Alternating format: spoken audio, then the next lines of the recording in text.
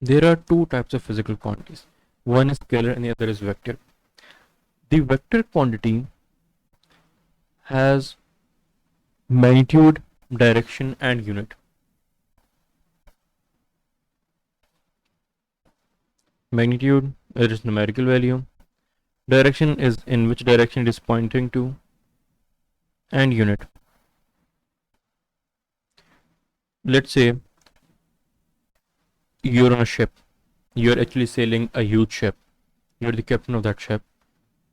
In the sea, there are no signboards, there are no roads, there are no restaurants or locations from which you know where to turn.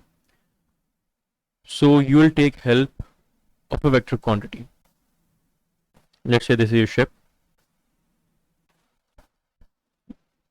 You must have known, or you must know, that where you have to go and in which direction you have to go.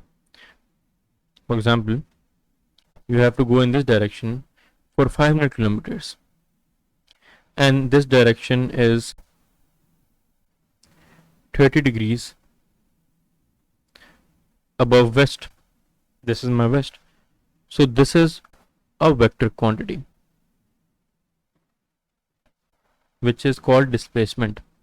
Displacement is that vector quantity which has length and a direction. So this is the practical use of vector quantity in daily lives. Let's name out some vector quantities. The first one is displacement, which I already mentioned. The other one is velocity, which is speed with direction. Then you have acceleration.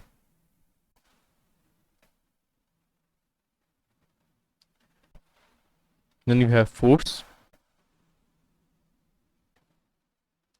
and so on. Any physical quantity that has magnitude, direction, and unit is a vector quantity.